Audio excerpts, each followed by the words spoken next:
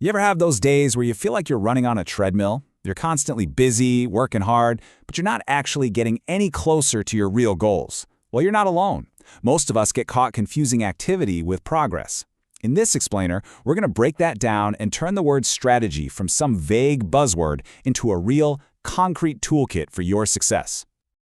And this is the big question, isn't it? It is so easy to get trapped in a whirlwind of tasks, putting out fires, and answering urgent requests. But all that motion, all that energy, it doesn't guarantee you're moving forward. The real change happens when you shift from just being busy to being truly effective. So here's what that looks like. On one side, you've got reactive work. That's all about short-term fixes, just responding to whatever pops up, with no real direction. But on the other side, that's strategic work. It's proactive, it's guided by a clear vision and long-term goals. Our whole goal today is to give you the blueprint to move you from that reactive side permanently into that strategic column. Okay, so first things first. Every single great strategy has to start with a solid foundation.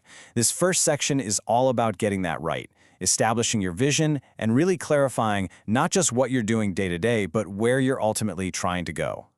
This brings us to our very first pillar, and it's a huge mindset shift: strategic thinking. See, this isn't just about making a list or a plan.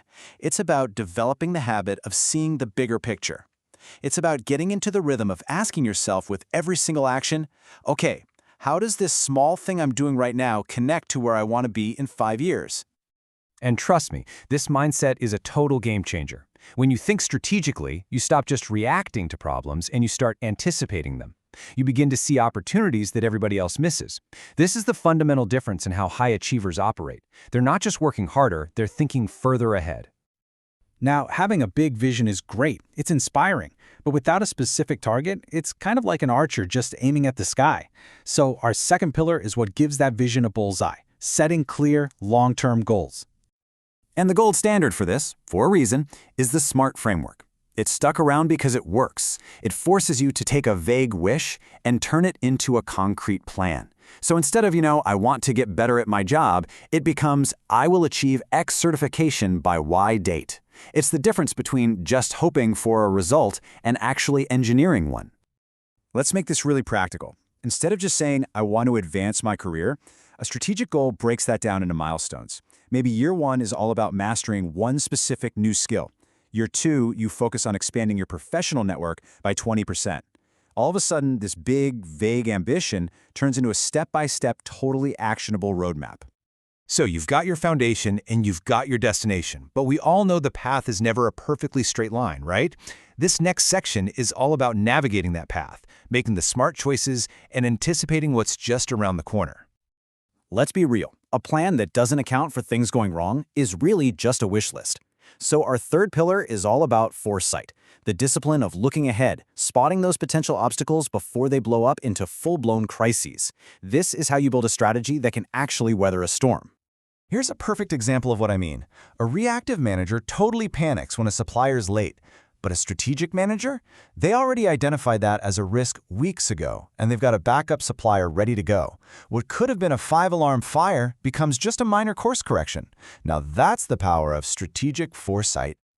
Our fourth pillar is really about discipline. It's about choosing the long, steady road to the castle over that tempting, easy cupcake right by the roadside. It's the ability to make decisions today based on where you want to be tomorrow, not just on what feels good in the moment. Just think about it in a business context. A company could slash its training budget for a quick little profit boost. That's a classic short-term gain. But a strategic company invests in its people because they know it's going to create a stronger, more innovative team in the long run. The question you've got to ask yourself with every choice is, does this serve my immediate comfort or does it serve my ultimate vision? All right, we've laid our foundation and we've charted our course, but a plan is pretty useless without momentum, right? So this final section is all about building the engine that's going to power our progress and keep us on track no matter what happens. A strategic plan is not something you carve in stone and forget about. It's a living, breathing document. The world changes, you get new information, and your plan has to adapt with it. This fifth pillar is all about building a continuous feedback loop right into your process. You have to get in the habit of constantly asking yourself this one simple but incredibly powerful question. Are the things I'm doing right now still the most effective way to get to my goal? The key here is to be flexible enough to change your path whenever you need to, without ever losing sight of your destination. This super simple cycle is the engine of all continuous improvement. You review your progress, you adjust your approach based on what's actually happening in the real world, and then you do it again. It's this discipline that makes sure you're always learning and that you never stray too far off course. And that brings us to our final pillar, which is all about becoming a conductor of your own resources. Think about it like a symphony orchestra. Success requires you to intelligently coordinate everything you have at your disposal, your time, your money, your skills, your network, to create something truly powerful. So, think of your key resources, your time, your money, and your talent, as a finite pie. The strategic question is this: are you allocating each slice of that pie to the activities that give you the highest return on your long-term goals? Are you investing in a network that actually supports you and opens new doors?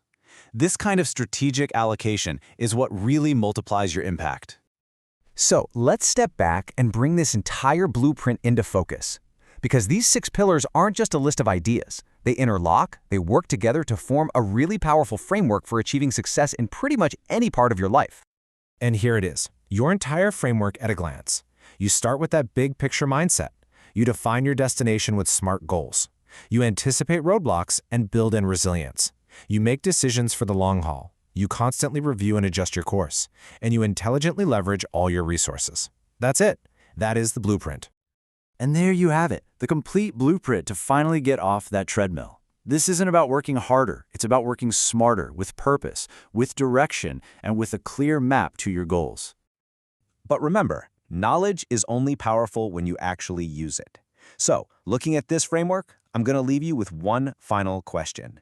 What is the one strategic move you can make today to start building your future?